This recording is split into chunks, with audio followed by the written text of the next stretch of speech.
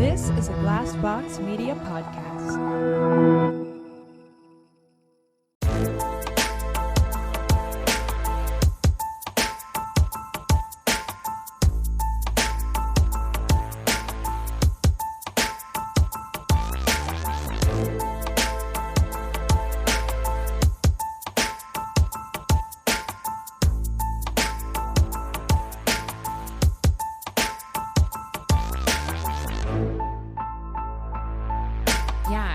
I got super fucking emotional last night because it is, I think, it's really difficult to take a good hard look at something that's not very attractive about you. You know what I mean? Like to really actually say the words like I think I have a drinking problem it's a scary thing. Like, and I feel it myself. I feel embarrassed.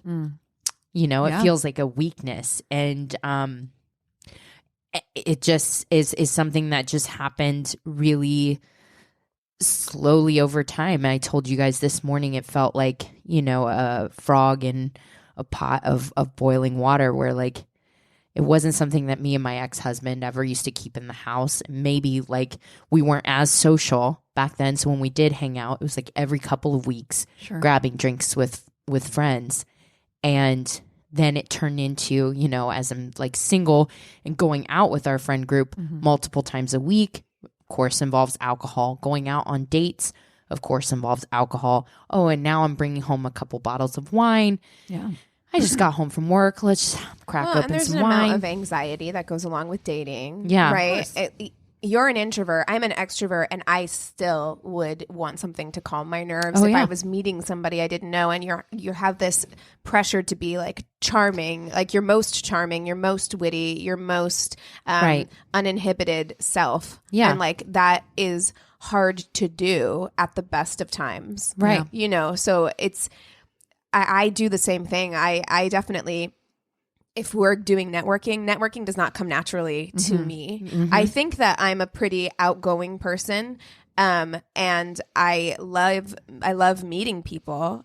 I don't think I have a problem having conversations with people, but if it's a networking situation where I'm like, oh, I have to talk it's that Midwestern in you where you're like, you have to talk about yourself and you have to sell yourself and you have to make yourself seem interesting. Yeah. And I definitely will use alcohol in those situations to try and like loosen myself up, but open myself up. At the last event in which we did go to, you weren't drinking. Yes.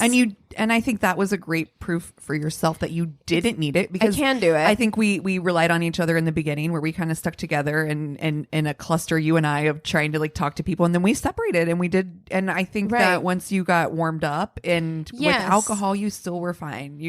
And I think that those are those little milestones when you're like, oh, I can do this, that are helpful.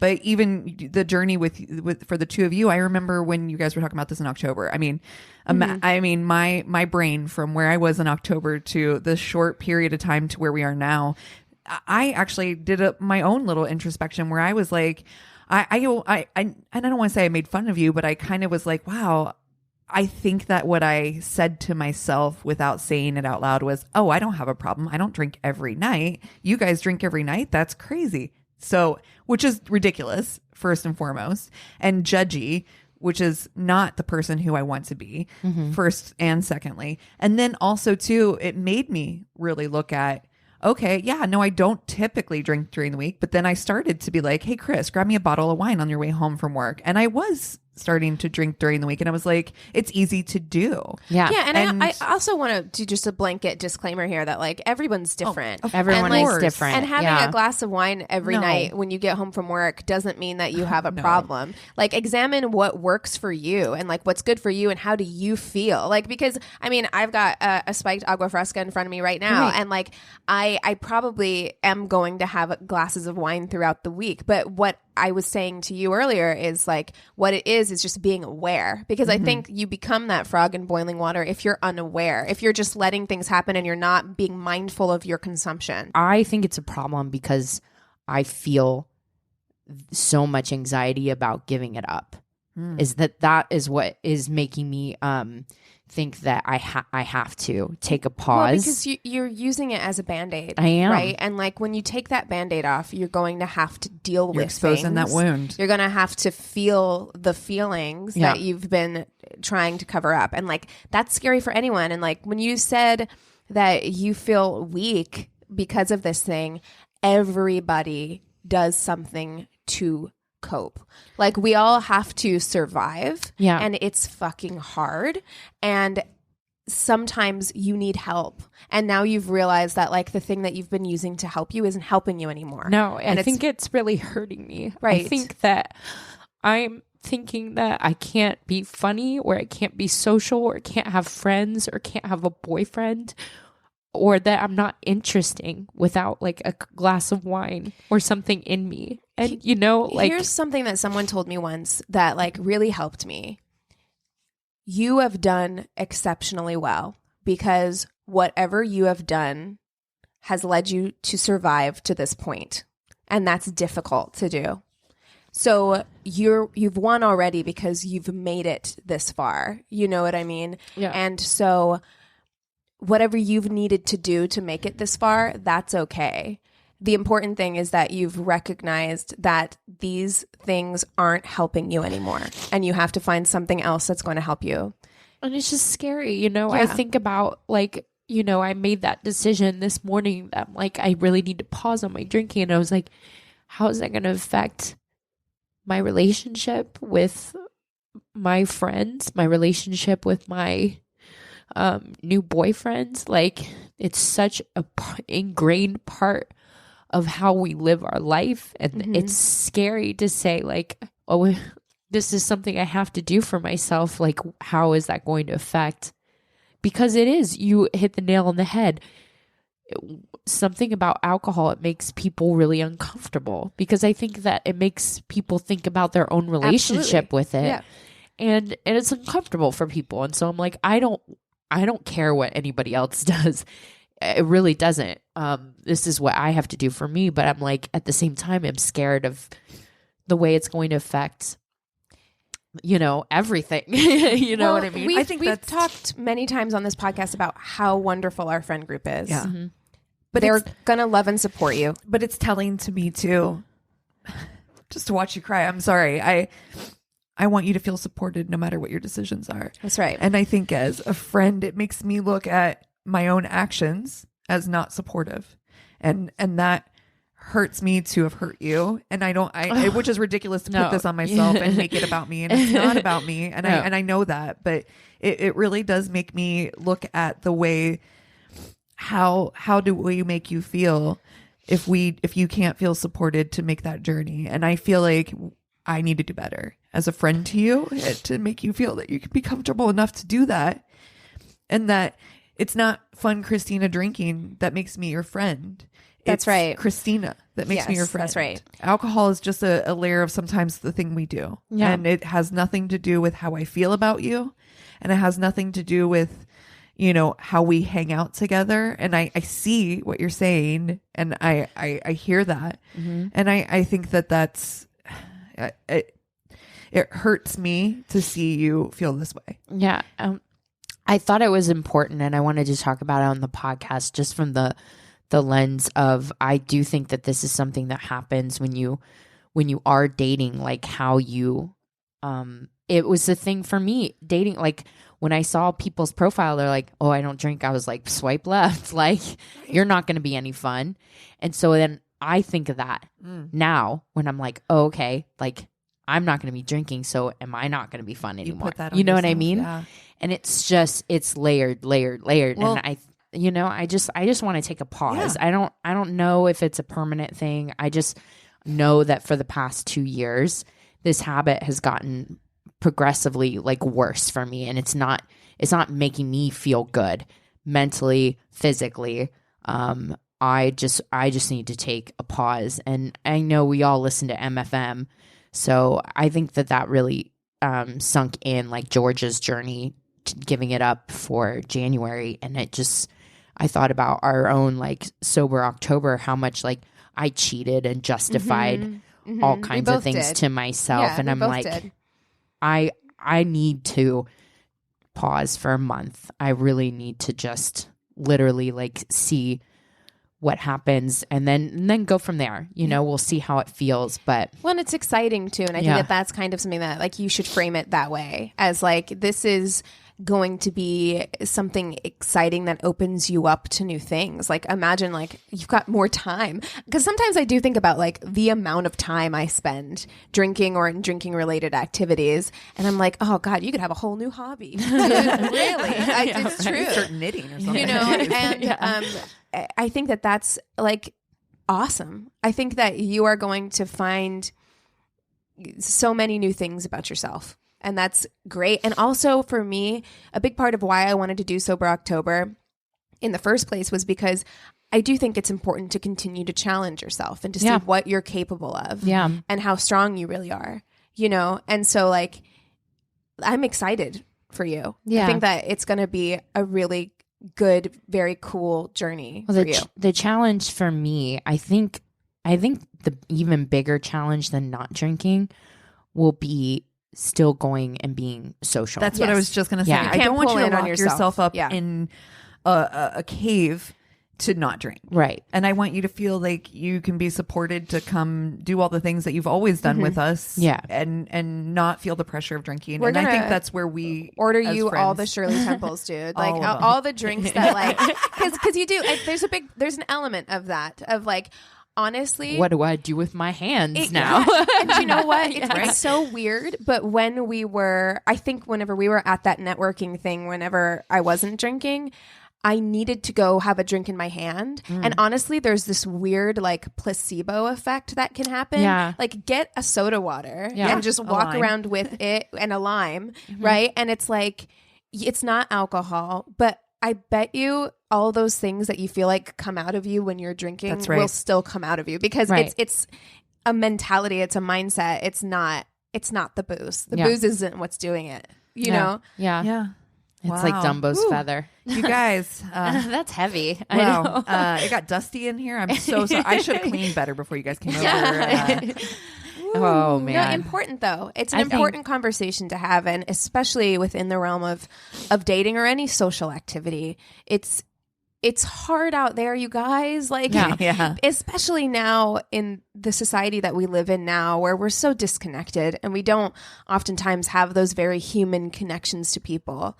And most people don't even know how to have a conversation. Well, so making yourself vulnerable and forcing yourself to be put in a situation where you have to have a conversation with a stranger. Yeah, I felt like I had to have at least like a glass of wine in order to even like feel comfortable doing that. Which I get completely. I totally get it. And I'm proud of you for recognizing what you need. Yeah, I think it's going to be good for me, and I think it will make me realize, I don't need that. And then you can do it responsibly if you want to. If I want to. Occasionally if you want to. But I just want to see what it feels like, because it's been a few years since I've really like had a break from alcohol. And so, I want to see what that feels like for my body and my spirit. So to reset, a hard reset. Yeah.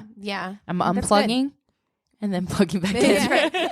Have you tried turning it off and turning it back on? No, I haven't. So let's try that. That's always the first step. Yeah. So there we go. Oh goodness. Oh my gosh. Well, welcome everybody. This is My Worst Date. I'm Cassie. I'm Keegan. I'm Christina. Hey. Look at us. Hey. So I talked about this. We have another double date episode coming out for you guys, if that was something that you enjoyed the last time we did it. My podcast partner on Your Angry Neighborhood Feminist is going to be our guest, Madigan. So if you are a listener of that show, you should be excited to have like a crossover episode. But when we were recording that, which will come out on the 24th, but when we were recording it, I talked about how I went and saw When Harry Met Sally last night in the theater, and it was such a fun experience. I love that movie so much. But I was thinking, watching it like on the big screen, I was just like, is Billy Crystal hot? You. No. Neither. No. I never thought Tom Hanks was either.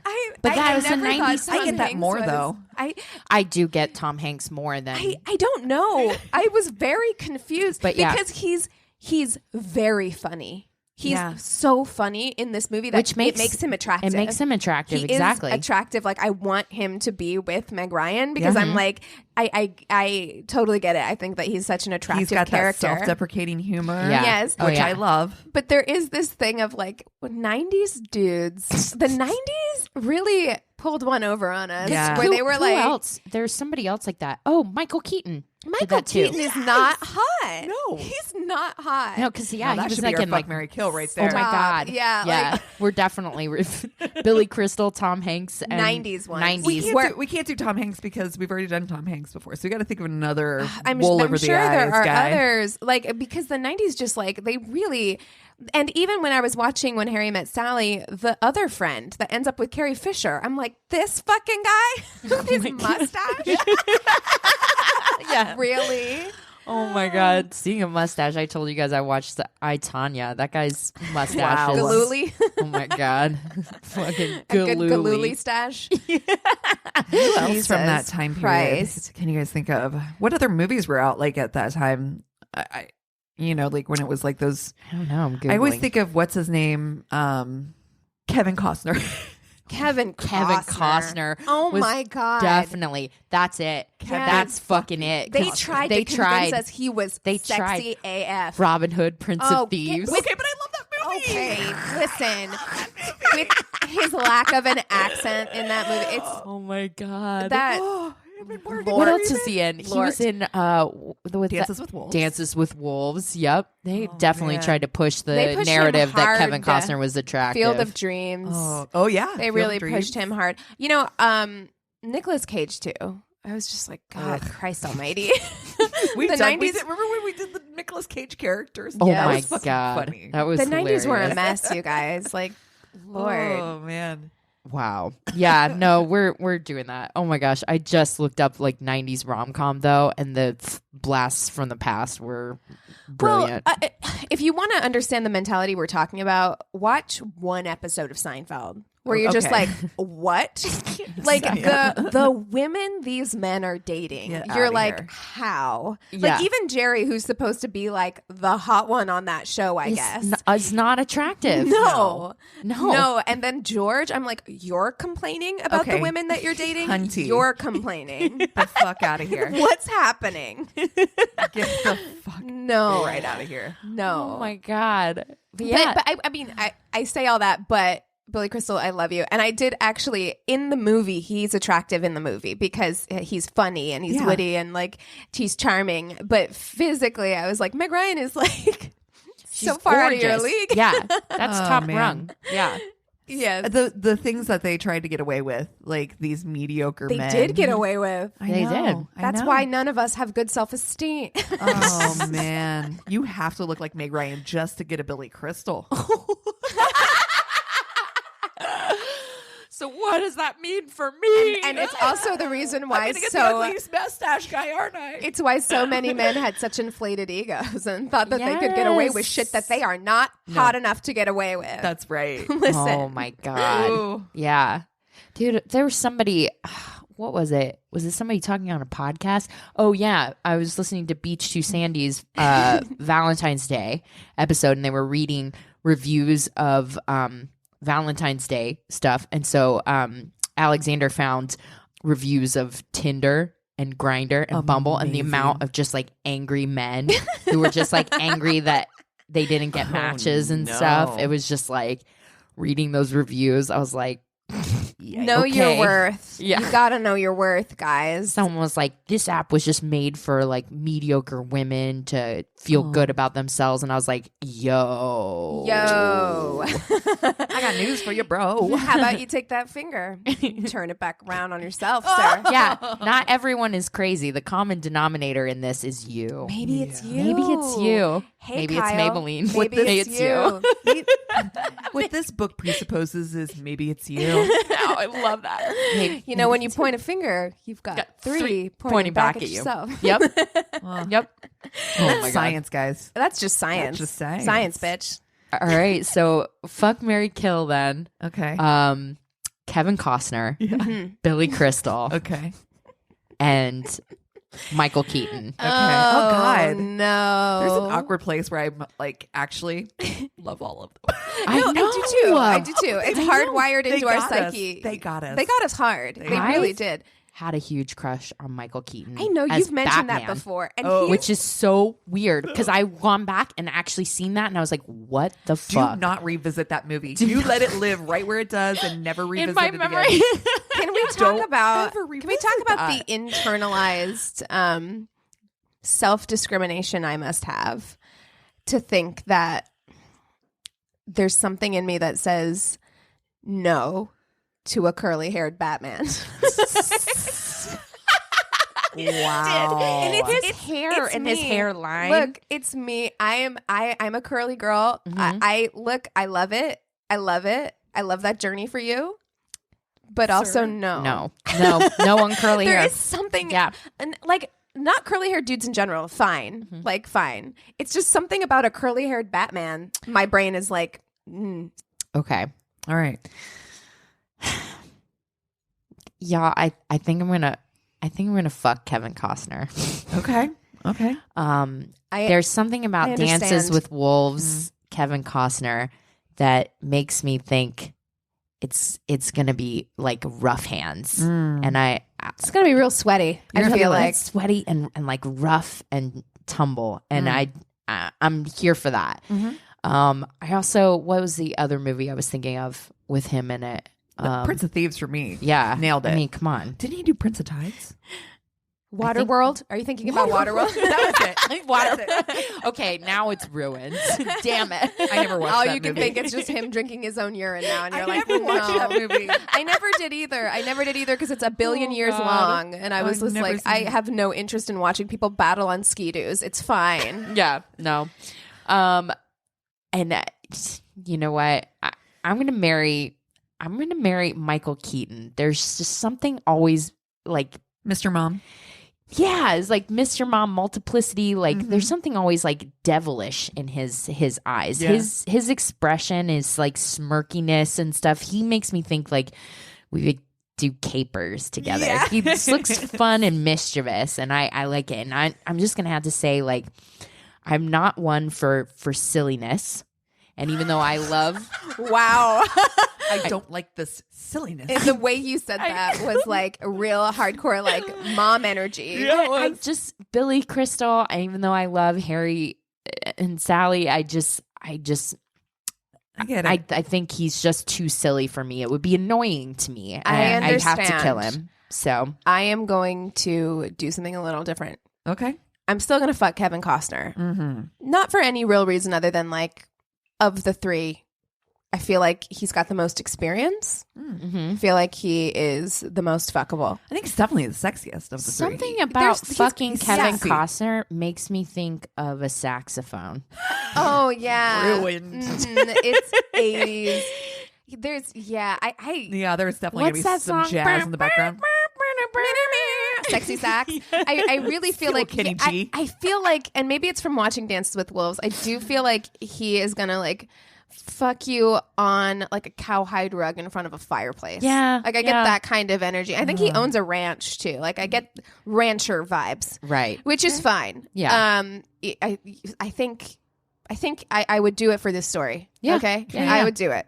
I think I'm actually gonna kill Michael Keaton. Got it. Because I think that devilish energy, it's funny how we're opposites in this way. I feel like that would get annoying to me. There was something about watching him win awards for Birdman, which were totally deserved, where he was giving speeches that, and this seems weird to say as an actor who lives in LA, but I was getting real strong actor energy. And sometimes that could be annoying. Like he's always on. Yeah, or like I feel like you think maybe you're smarter or deeper than you are, and so you like that thing. Yeah. Where I think he's probably a fine person. I'm not trying to shade him. I'm just saying the vibes I'm getting. So I think I'm probably going to kill Michael Keaton. Or he's one of those people that talks about like obscure like German films from the 40s. And you're like and also you saw it once.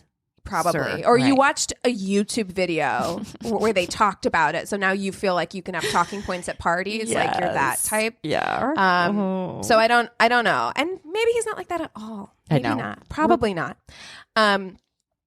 But I think I'm going to marry Billy Crystal. Okay. Because I think it would be fun. There you go. I think he's funny. I've said before on the podcast that like my number one thing is I have to be with somebody who makes me laugh.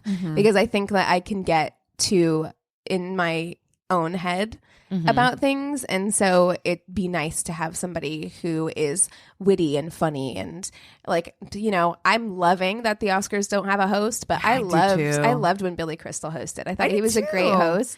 And so I think we're gonna have just a fun time. I would love Steve Martin keep me laughing. I was down for that. Oh yeah, I love Steve Martin too. Ugh. I have such a soft spot for Billy Crystal as well. Because you're right, he's so fucking funny. And of the three, I feel like he's a real city guy. You know what I mean? Like we're gonna get to live in a city. Yeah. Yes, You know what I mean? You're probably gonna live in New York. We're not marrying Kevin Costner. Oh no, I'm not. I can't. I'm not a ranch hand. No. Yeah, he's gonna. Yeah, I don't like the smell. No, it stinks. I come from a ranching family and a farming family, and I don't really mind it. But look, that's like an old me plan. Maybe like I'm too young. That's a never me plan for me to go live on a ranch with you. I'm a city girl. Yeah, you know. Oh wait, you guys aren't watching Succession, I are you? Visiting the country. I do love animals. I do love like horses. Yeah, I do. I do too. But like, you guys aren't watching Succession, right? No. Oh, okay. For people who are watching Succession, I get real Connor Roy vibes from Kevin Costner. I don't watch Succession, but just from the name alone, I think I get what you're saying. He's the oldest son, and he's played by the guy from Ferris Bueller, the friend Cameron from Ferris Bueller's Day Off. Totally know what you're talking about, because I have watched enough of it, and he's like super rich, but he's like that kind of like super rich that's like, I'm not like the other rich people. I own a ranch in New Mexico, and you're like, oh, fuck off. Yeah, you know what I mean? Okay, I am going to do. What am I going to do? I am going to fuck Kevin Costner. I think you have to. Yeah, so fucking sexy to me, and it is the Prince of Thieves. It's that Robin Hood. I don't care what anybody says. That movie, I could quote every fucking line. That's awesome. That is so funny to me that's the movie that you can quote. Whatever. No, I'm not judging you. I just think it's funny. I also don't think Kevin Costner's sexy. There's something about him in Dances with Wolves that I really liked. There's a rugged energy. There's an energy there. Yeah, for sure. Oof. I think I'm gonna do the same as you, Keegan. I think I'm going to kill Michael Keaton, which is actually shocking to me because I've always been a big Michael Keaton fan. I like him. I like his movies. But you're right. There's something pretentious about him. Yeah. And there's something very disarming about a Billy Crystal. Yeah. You know what I mean? Yeah. He's fun and he's funny and you want to go to parties and drink champagne with him and his friends. Yes, because here's the thing. City, and that's the life. The difference between bringing a Michael Keaton or a Billy Crystal to a party. Ah, yes. There it is. Right. Yeah. Where I'm like, Michael Keaton is going to corner one of your friends and make them talk to you about like fucking the age of the wine that they're drinking or something like that. Whereas like Billy Crystal's going to fucking kill at Pictionary. He's going to work the room. Yes. He's going to work the entire room. Yeah. But see, for me, I'm kind of a Michael Keaton person in that like my thing. I mean, I do want to be with somebody funny, but I'm a fucking talker. Conversation. Like I need that is my like not just my love language, but also like what turns me on. Like a good conversation about something. I have to, that's what gets my libido going. That's what I feel like Michael Keaton could have a good conversation with you. If you could get him to if you could get him to shut down the pretension, like, and just like really get in on something, I bet you he could have a good conversation with you. Billy Crystal could do the same thing though. He seems like the kind of guy who could get you a man that can do both. Yes. Get you a man who can do both. I do feel like Billy Crystal could do it too. it's which direction are you going to want to have to pull them back from, right? Yeah. Because you're going to have to, both of them, you're going to have to like rein it in. in order for them to get focus, right? You know, so it depends on which. I love how side. none of us we're all on the same page about Kevin Costner, because I don't care about talking to him. No, I don't either. No, me neither. We did literally not touch base at all on his personality. No, we personality. didn't. Because You don't need a personality. to be honest, isn't it weird that like he's been in the game for as long as he's been in the game, and I have no idea what he's like as a human being, like Don't at all. Yeah, yeah, It's fine. When it's fine, yeah, you know, and he seems like a perfectly fine person. All of these people seem fine. yeah. Fine. Nice guys. Don't at me about Michael Keaton or his curly hair, okay? I like his hair. I think his hair is beautiful. Well, he doesn't have any now. I was just surprised. Yeah. Well, you guys want to take 5 and then we'll come back with stories? Yes. Good. And we're back. Yeah. I was prepared. Gotta get in there. Gotta get it in. Okay, I'm going to go first. This one comes from a listener, and the title of her story is My Worst Very Short Relationship. First and foremost, I thought this was super funny because it's got so many layers, and it just is you guys, I feel like there's things about it that are super relatable. It's that before you realize that you can be like, fuck politeness. Oh, yeah. Oh, God. Oh, yeah. I'm still pretty much in that place. Yeah, I get it. Yeah. Okay, so the story says, hey, love the podcast and thought I would share with you my worst experience with a boy. I'm from the UK, by the way, so sorry if anything I say sounds weird or is confusing. Also, sorry for how long this is. It's not that bad. I was like 18 and had only ever had one boyfriend at school, who I only went out with because I was super flattered that someone finally fancied me, as I was kind of awkward and Are shy. you me? Exactly. Because I went on dates with people that I'm like, as a grown up, I'm like, I never should have or would go on a date with that person. But I was so flattered that anyone asked me out that I was like, okay, it's fine. Sure. Maybe this is all I'll ever get. That there are so many. Keegan, you're going to feel this story. Oh, Anyway, soul by sister. the time I was 18 and able to go out and drink and get dressed up, I was much better looking, but still had no confidence. Keegan, stop writing stories to us. Just because you put in fancy words that are British doesn't make me not know. I this used is a you. bunch of U's in my words. Colored. I was at the only quote club in my very small, basically a shit pub with 2-for-1 meals in the day, and they pushed the tables out of the way to make a dance floor at night. This place is usually full of 18-year-old girls being stared at by middle-aged men as they dance. Yikes. So I was having an average time with my friends. I was having an average time. Is the best. Yes. Oh my God. I want to start perfect. so many stories like that. I was having an average time. I love it. I'm pretty drunk and some guy starts talking to me. Again, I'm flattered that someone finds me attractive and I'm drunk enough to give him my number. The next morning, I have zero memory of what he looked like, but he seemed to be pretty convinced that I was super into him and kept texting me. Well, that doesn't take much, as we've said. Yeah. He told me that he was in the hospital and I should come visit him. Sorry? Yeah. Who wants to have their first date with a guy who's in the hospital bed, possibly surrounded by his family? Over a hospital food? Oh, no, thank you. There's nothing worse. So I declined. Do you want some of my Jell-O cup? No. So I declined, but I felt sorry for him for being in the hospital, so I continued to speak to him. This was a mistake, as he then assumed that we were a sure thing. When he got out of the hospital, he asked me to meet up with him, and although I wasn't too fussed about him, I felt bad and I felt like I had led him on, so I agreed to it. Plus, he could have been cute, as I still couldn't remember what he looked like. Curiosity killed the cat. Here we go. So we went for coffee. Can you send me a selfie, please? From your hospital bed? Well, when I got there, he was definitely not my type. White blonde hair, but balding. So looked like 10 to 15 years older than he really was. Also 18.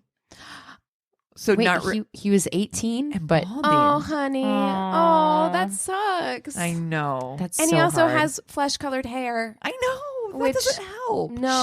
Shave your Shave head. it. Just shave be your bald. head, It's girl. okay. Be Yeah. bald. It's fine. Yeah, because It's a look. dude, we know Oh, that yeah. I like a guy that has shaved his head though. Yeah. A guy that still like can see the has the stubby. hair and then I'm not a fan of. But Oh yeah, you mean like As actually you date like a guy with like the most hair. Yes, yeah, he's got currently. Yeah. Eric has a wall of hair. I know. but yeah, like I know what you're saying. There is something whenever it's At the 18 Prince though. the Prince William That's young. where it's just Yeah. like, honey, let it go. Yeah. Like there's no Just need to shave hold it. on to that like Friar Tuck situation you've got going on. It's okay. Oh my god. The date was fine and we got on well enough. I got home and he changed his Facebook status to in a relationship with me. No. I was too awkward to tell him no and somehow ended up with a motherfucking boyfriend I gotta after tell you, one coffee date. I am not somebody who wants to ghost anyone, but I would ghost this relationship so hard. Because I know myself and I'm like at 18, Yeah. I would not have been able to face this. Oh, she couldn't, clearly. She was like, I can't, I don't, okay, I guess I'm in a I guess I have a boyfriend. relationship. No, now you block him. You block him on everything. He lived in a different town to me and didn't drive, neither did I. So thankfully, I didn't see him too often, maybe once a week. Oh my God, how long did this go on? Once a week for how many weeks? I'll tell you later. One time he was at my house at a house party and he told me he would come and see me the next day. He literally came from the party on his bicycle without showering or changing his clothes. The BO smell was the worst. Oh no. I have never 18-year-old boy BO. Ugh. He's the worst I've encountered. My entire family was also at home and able to smell him. I honestly didn't know how I was going to manage through a couple of hours of his stinky ass in my room. I was so embarrassed, but somehow I still couldn't find the courage to break up with him. Oh, despite she's me. having zero interest in him. One time he invited me to come over to his house to meet his family and stay the night. I agreed to be polite. Oh my God. Do you being polite. remember the first time you broke up with somebody? I gotta think about that. I do, and it was Yeah, I do. I do. horrible. Yeah. I hated it. Yeah. I had actually decided to do it like probably 6 months before I actually did it. Exactly. Like you let it go That's because right. you're just like, fine. and when I finally did do it, I called him on the phone because I could not and also I was like 15, but like I called him on the phone and I was shaking. I was my so God. nervous because I don't want to hurt anybody. Right. You know what I mean? I don't want to hurt anybody. Yeah. But I was also like, I can't do this anymore. Yeah. She is a trapped bird. I She's like, I understand. don't know what to do. When I got there, he asked me to go watch TV with him upstairs, but not in his room, in his parents'. I was like, fine, whatever. Maybe their TV is better. Anyway, he starts trying to try it on with me in his parents' bed, and I was cringing so hard In I their just home? could not function. Yes. We talked about this last week. I don't want No. to do that. Stop, boys. Stop. I don't like the idea of touching something that other people have touched. No. Like, you know what I mean? I wouldn't like, have sex in your bed. I Yeah. wouldn't. yeah, no, exactly. It's weird. like those sheets touch No, places. at 18, Like, at Those sheets been 18, places. maybe, but not in your parents because it's like, Ugh. why would you want to have sex in your parents' bed? that's some edible shit. It's I don't like weird. it. I don't like it. By the way, I heard edible. And you're like, That's not what I. You mean like Oedipus? Yes. Yes. Yes. Oedipal. Yeah. Yeah, not edible. Yeah. In my head, I turned it into edible, and I was like, "That's gross." And then I was like, "That's also gross." All of it. Yeah, all of all it. gross. it's all gross. We had an awkward dinner with his parents, and then they showed me where I was going to sleep. I had assumed I would be staying with him in his room, but his parents did not want us in the same room, despite the fact that we're both over 18. I had to sleep in a very small single bed in what essentially was a cupboard, which closet. Oh, Harry Potter Yes. vibes. No. Wishing I had never gone to his house at all. The final straw was on a night out in the same terrible little pub / bar / club that we met in. I had already tried to break up with him by this point, but he had basically wouldn't let me. So I said he could have one more chance. Fuck my life. Oh my God. He found out. Wasn't that an episode of Seinfeld where he tries to break up with her? I think it's George. Yeah, George like tries to break up with a woman and she's like, no. Yeah. And he doesn't know what to do, so they just keep dating. And she's just like, no. Okay. He found out I was going to be out, so he came out for the night out on his own just so he could, quote, bump into me. He saw me speaking with one of my brother's friends, a guy I knew from school, and then literally had me pinned up against the wall screaming at me for flirting with other guy in front of him and essentially calling me a slut. I honestly thought he was going to hit me. I finally broke up with him after that, and he sent me so much abuse online. He called me a perfectic instead of pathetic and told me I, quote, broke his heart. Did I mention we were dating for like 2 months max?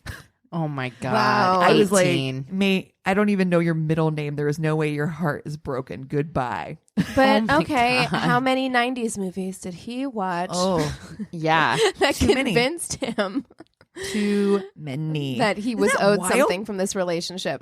That's wild. Dude, I had a recovered memory during that of Okay. my first sleepover at a guy's house. Oh, Oh, God, tell me. man. So, oh my God, I can't believe I'm going to say this. So Is this a shame receipt? it very much is. Oh, I'm so excited. Oh, Christina's So- got her story for the day. I stayed over. I was dating this guy that was a summer camp counselor, and I stayed over at his dad's house, and I had to sleep on the couch. I couldn't sleep in his room because we were under 18 at that point. So so I slept on the couch, but I got really nervous or something. I peed the couch. No. Christina. No. I don't know what happened. I never had a bedwetting problem. It wasn't from drinking or anything like that, but I peed the couch. Oh, Did you just flip the cushion? I had a down comforter and it was all over the down comforter and all over the couch. And this was at like 6:30 in the morning. The sun was just coming up. So I was like, you're in a what panic the fuck do I 'cause They're do? waking up. Yeah. So I put the down. I know. The dog peed on me. No. So I put the down comforter in the washer, and then I just flipped the cushion. Oh, girl. And it is a light couch. And No. down comforters you cannot put in the dryer. But I put it in the dryer anyways. Oh, And then like got it out and like folded it and just like sat on the couch, literally just like waiting for everyone to get up, and they're like, "Oh, you're up." I'm like, "Mm-hmm." So at I'm some so point they heartbroken they for you. flipped the couch. Not while I was there, but I know it. Like I was like, well, I can't be with him long term because at some point they're gonna flip the cushion. And they're gonna know that there's a big piss stain on the couch. Why would it have been you though? That's weird. Christina. Oh, I'm so heartbroken for you because there is nothing. I don't know if there is another feeling that is equivalent to when you are in someone else's house. And you do something like And that. you do something like I was that. like an adult. I was like 17. Like one time, like, have you ever like clogged a toilet in someone else's house? The amount of like sweating and panicking, oh my God. especially if it was a boyfriend and you were in high school or something. Like Yeah. Yeah. No, I had a friend who peed in a salad crisper in the fridge. You know what I'm In talking the about? fridge. Your ass is cold. It's You like didn't wake up. open the fridge, open the salad crisper drawer, and I feel like that's piss. too many steps. Like I was staying the night with friends. We've gotten so far off track, but I was staying the night with friends. Whenever I was just out of high school, and it was one of those things where like their parents were out of town, so everyone got together to party and stay the night there. And our friend this man is about to be a father of 2 now. He's got a baby and his wife is pregnant again. But he got wasted and like sleepwalked. And I walked past him peeing in the hallway. There was at the end of the hallway, like onto the carpet. Oh no. Not his house. No. It's like his friend's house. Oh. My parents still have the carpet in their house that they got my senior year of high school, And they went out of town once, and I had the big blowout party, and there's still like a spot on the carpet of like, I don't know why we made a bunch of strawberry daiquiris. So there's a big strawberry daiquiri. Well, they want to kill and you. that's where the lazy boy goes. Over that stain. It's still there. Strawberry Daiquiri daiquiri in that stain. carpet immediately. Yeah. That's Yeah. Oh my fucked God. up. Yeah, That's such hilarious. a so bitch. pissed. Amazing. All right. Well, I've got one from a friend of ours. She says she's finally writing a few in. Hey, ladies, I love listening to you guys, and feel free to use any of the below stories if you want. I want to. So she says, I had recently gotten out of a 5-year relationship, my college boyfriend, my first everything, the guy I thought I was going to marry, living together, the works. After uprooting my life and moving from Marina Del Rey to North Hollywood, finding roommates, etc., I finally decided it was time to make myself get back out there. Yeah, you know, you kind of got to take care of, you know, your shit, and then you're like, all right.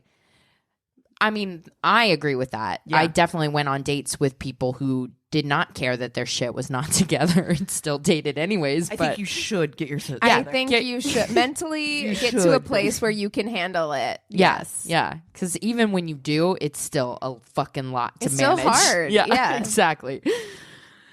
I was working at the Cheesecake Factory at the time, and one of my customers, let's call him Clay, only because he was not important enough to actually remember his name, asked me out. I figured, why not? Having been off the market for so long, dating had changed. It appeared that texting, not even hearing each other's voices over the phone, was an exceptional form of dating, which I found difficult. Yeah, I mean, no, I hate texting. As we set up our first date, I was getting more and more apprehensive about the whole thing, partially because I did not feel like I was getting a good sense of who this guy was through texting. Right. I don't know this guy. What if he's a serial killer? Exactly. So, Always an acceptable thought to have. yeah, exactly. We watch so much true crime, dude. I get it. So I asked a group of friends of mine to go to the bar that we were going to go to sit at another table just to make sure I make it out of the date alive. I feel like I could have asked you guys to do this. You would, We we would on the would've. wigs and the 100. sunglasses. We were waiting for you to ask us, actually. All we Like, ever wanted. me and Cassie had a side text conversation. We were like, when is Christina going to let us tag along? Just waiting for my invite. Oh my God, that would have been fun. At first they agreed, but when the day approached, they did not feel like going. On my way out the door to the date, I was Really? dreading at this point. I reminded them that if I end up dead, they are partially responsible Yep. and left. Yep. Honestly, like, no, she needed me and Cassie. Yeah, 'Cause we'd have been there. We would have planned a whole thing. Yeah. We would have brought Oh, yeah. like fucking Bloody Marys in a thermos. There would have been bandanas Wigs. involved. Small Wigs. binoculars. scarves, hair Yes. scarves. Those small Oh. binoculars that you get when you're in the opera. I would have looked like fucking Jackie O. Like, it would have been like a headscarf and a wig and round sunglasses. The biggest. Real Thelma and Louise vibes. Yes. Oval Yes. sunglasses. I drove to the Marina Del Rey area where Clay suggested we meet. From Marina Del Rey, North Hollywood, that's not You close. come to me, You're Clay. not geographically Yeah. desirable. Not at all. I parked my car and met him outside his place a few blocks from the bar we were going to. As we walked to the bar, I immediately knew this date was a mistake. He began the walk claiming that he owned a lot of property in the area and in Vegas, continuing to brag about his accomplishments. Oh, he's Mr. Big Shot. I hate you. I fucking hate Aw. people like that. Mr. Big Shot. That's all you have. If that's the first thing that you're going into a conversation with, that's you don't have a personality. Like, that's what you have. He said we are going to this particular bar because he knew the bartender and he was going to hook us up. Okay, fine. We get there, he gets a table and goes to get our first free round from the bartender. He comes back with the drinks and asks me what my most embarrassing moment is. I don't like that question in a first date. Oh. Interesting question. I tell him a story and then he says, oh, that's nothing. And proceeds to tell me his most embarrassing so he's story. a person who has to top you too. Yeah. Oh, I fucking hate Mr. that. One Up. She thought she was going on a date with Mr. Big Shot. Now he's Mr. One Up. Mr. fucking- One Up. Who do you think you are? Mr. One Up. So then again, he goes, what's the most adventurous thing that I've done? I tell my story and then, oh, mine is way better than that. By this time, I'm already not feeling this date. So when the adorable waitress comes over to ask what we'd like to eat, I politely decline. He orders wings and a second drink. While we wait for his food, we have zero things to talk about, so we're sitting there twiddling our thumbs and commenting on how talented Michael Phelps is as he wins Olympic gold medals in the background. Everyone has had that situation when you're just trying to cling to anything in the room to make conversation about. You're like, I like spoons. You like spoons? Did you know how long Michael Phelps's arms are? Have you seen that picture in Time? Wingspan, right? His wingspan is enormous. Meanwhile, out of the corner of my eye, I see that a few of my friends have found a table at the bar. I guess the guilt trip of finding my dead body in the morning works. Mm-hmm. Our waitress also happened to be their waitress. This will be important later. His wings arrive. Now, you have talked about good date food on the podcast before, and wings are typically not one of them. Nope. They are messy, spicy, all of the things. Not to mention, I'm a vegetarian, so watching him gnaw meat off the bone is a bit of a turnoff. As someone who's not a vegetarian and likes wings, I I love sometimes wings. have to check myself about how like savage I feel like it is. Feel like I'm a caveman. Yeah, I'm like It is ripping caveman. meat, and I do have to be like, this is gross, but it's delicious. Oh my You know, God. and everyone makes fun of me because I use a fork to eat wings, and that's why it's like I feel better if I'm like using a fork to pull it off. Rather than, being like, Yeah. you know, I do that too, Neanderthal. I'm not gonna lie. Yeah. It gets worse. His hands are covered in sauce, so I ask him if he would like a napkin. He says no, then proceeds to lick his fingers slowly and sexually while making direct eye contact with It's not me. hot. It's not sexy. It's not sexy at all in any way. I'm so turned off. Also, like, your buffalo sauce mouth is not coming anywhere near mine. No. I love buffalo sauce. I'll put that shit on everything, but Get away from Get me. Spicy. wait, spicy. It's I don't not want coming spicy near mouth. my mouth or anything else. Anything else. Get away Spicy from me. mouth, go away. I excuse myself to the restroom, text my friends that this date is a disaster, question whether or not I made a bad decision by breaking up with my ex, if this is what's out there, and return to my table to try to end this thing. Oh, it's so tough whenever like you're really questioning like, oh God, Your I decisions. think I've made a huge mistake. I think I've made a huge mistake. It's the Job. You have the Job moment for us.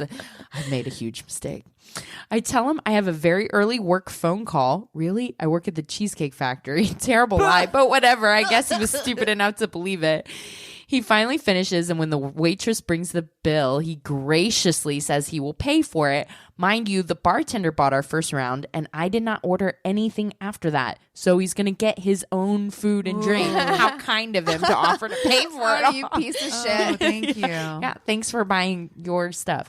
God damn. He pays the bill and says he wants to say goodbye and thank you to the bartender. I text my friends that I'm going to ditch him and then I'll swing around and pick them up in my car. He walks me to my car and then asks if it would be presumptuous to ask me up to his room. Why, yes. Yes, it it would be. We part ways. I get in the car and scoop up my friends. My best friend asked me if I had a good time. I tell her no. She asked me if I'm sure. I ask her why she is asking. Remember that waitress that was our waitress as well as my friends? Well, they had told her we were on a first date and they were keeping an eye on us, so she was helping them get the scoop. When they were closing their bill with her, she tells them that Clay asked the bartender to ask her out for him while still on the date No. with me. He didn't even have the balls to do it himself and had the bartender Ew. to ask her for him. Ew. What? So The fuck? classless, honestly. Like, I get it. They're not exclusive or anything, but you're it's on so, a date with you're on a somebody. date. If Your you local want, bar, go back. yeah, exactly. later. If you want to ask that girl out, go back later. Like that's such a fucked up thing to do. It's so gross. Ugh. It's so gross. The next day, he had the nerve to text me that he had a great time and wanted to see me again, and I ripped him a new one and deleted him. Bye. Joke is on him, though. Years later, I wrote a one-act comedy immortalizing the date and making him seem like an even bigger douche, if that was possible. Too bad I didn't invite him to see the show. Oh, should have. Oh, Should have sent that man. Facebook invite. Exactly. Oh, my God. Dude,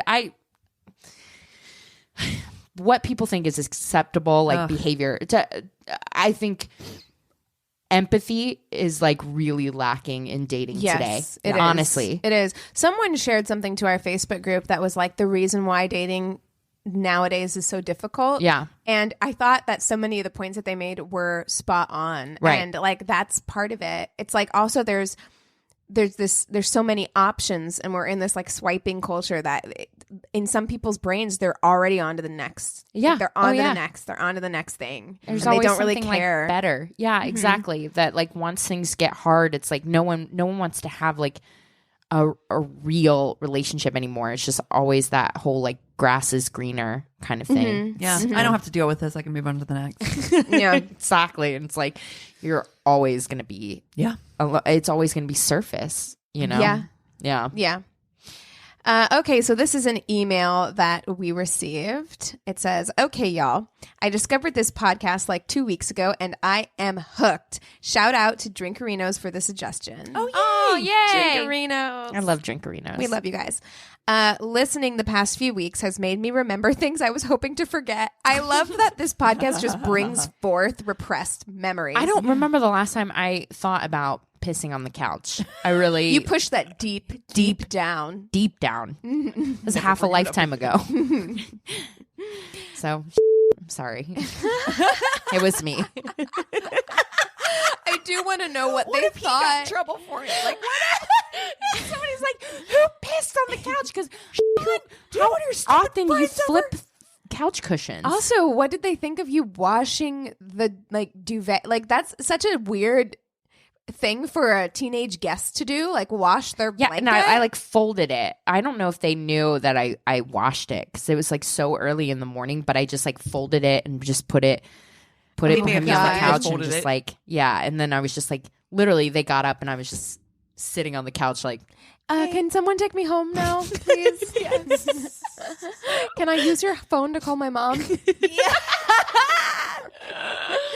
Jesus. Oh my God. I have a few shitty dates, but this one is on another level. So, when I was in college, I was feeling bored and lonely, so I downloaded Tinder. I talked to a few guys here and there, and nothing really panned out. One night, I was out at a bar and got a text from this guy I had matched with and had a few conversations with him. He told me he was in the area and wanted to hang out. I was drunk, so I thought, fuck it, let's meet up. Yep. I was with my friends and he was with his, so I figured I'd have an escape. Totally. Yep. Get it. We meet up. He's pretty cute and seems nice, so whatever.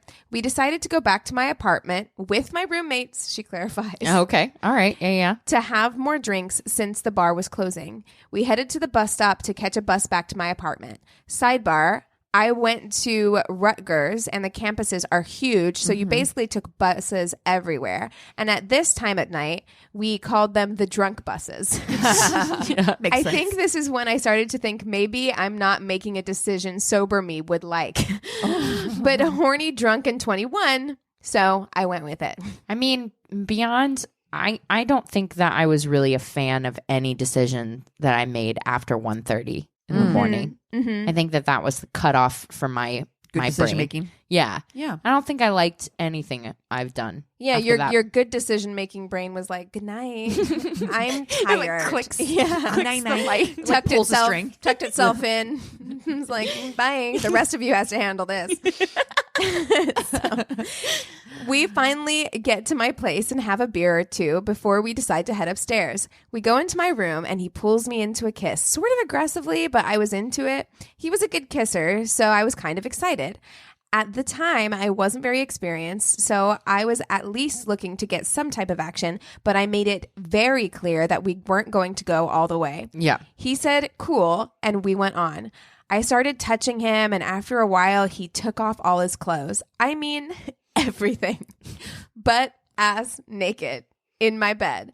I was fully clothed. Oh, that's weird. That's weird. so I was like, weird. wait, that's not weird. And then I was like, but it's weird when It reminds one me, person is and you're like, it reminded me of that. I fucking love that SNL sketch with Will Ferrell where he's the teacher. No, where he's the drama teacher and he's talking to the like kids in the drama class and he's like, you two, aren't you guys dating? You two read as such virgins. And he's like, the kid's like, we're making progress. So far, we've gotten to my shirt off, her shirt and pants on, my pants off, my socks off, her socks and shoes on. And so he's like, so you're fully naked. and she is fully clothed. I do not know this one, but that's fucking I'll share it with you because if I you want to watch that. I fucking love Will Ferrell. we can watch it after this Yes. because if you were a theater kid, you know this sketch. It is so real. It is so real. Oh my but God. anyway, it made me think of that, and I'm like, I'd be so awkward if this man is Naked. like buck ass naked, and you have all your clothes on. You're like, your shoes are still on. Yeah, That's yeah, how yeah. clothed I am. Oh my God. My hoodie's on, my jacket's on. I'm like, no. Layers. Yeah, she said, not even my shirt off, nothing. I turned around and looked back, and bam, naked. I love that idea. It's like she turned around to put something in her purse. She turns around, he's like completely naked. Hey, girl, hey. Hey. Another sidebar. This dude has the biggest fucking balls I have ever seen in my life. Oh, wow. She's like I thought something was wrong. Oh dear. Wow. Oh, no. Oh dear. Dude, I've been with the big balls. It is Disarming. It is. It's alarm. Yeah, you're just like You just weren't expecting it. You just take a second to get used to it. yeah. Yeah. I mean, they're not putting those in. Yeah. No. Yeah. So it's fine. Yeah, it's At most, it's just going to door knock a little bit. You're going to be okay. Come and knock on my door. I'm so sorry. I Oh man. And we're Sometimes- not drinking, guys. Wow. Oh God. Anyway, I continue with the touching, and he starts to push my head down. Nope. Get the fuck out of here. Indicating he wants some oral. I say, nah, I'm not feeling this because, bitch, you can ask. Yeah. Yeah. Use your mouth. Don't Oh, wait, push my your fucking words. head down, to which he doesn't respond and just pushes me down again. I stop, sit up, and say, dude, no. He says, okay, then flips us around so he is on top of me. He starts awkwardly grinding on me, asking if it feels good. Again, I am fully clothed. And he's naked. Oh, That's so my. awkward. He's like dry humping her jeans. It's weird. He hasn't even touched me. I was like, sure. And thought, what the fuck am I doing? He asked me if I was sure I didn't want to have sex. I looked at him and said, yep, I'm fine. He literally hopped off of me and then and the bed and goes, oh man, I have to take this phone call. From where? You don't have any pockets? How do you know? Oh my God. I get it. Oh, be right back. Gotta do this phone call. Nude. You couldn't be more obvious. I know. He bends down to put on his pants, and that's when I see it. This dude has a ass tattoo right near his butthole. A fucking ass tattoo, guys. And to make matters worse, it was a New York Giants tattoo. And I'm a Jets fan. So he's got a New York Giants tattoo above his butthole. Wait.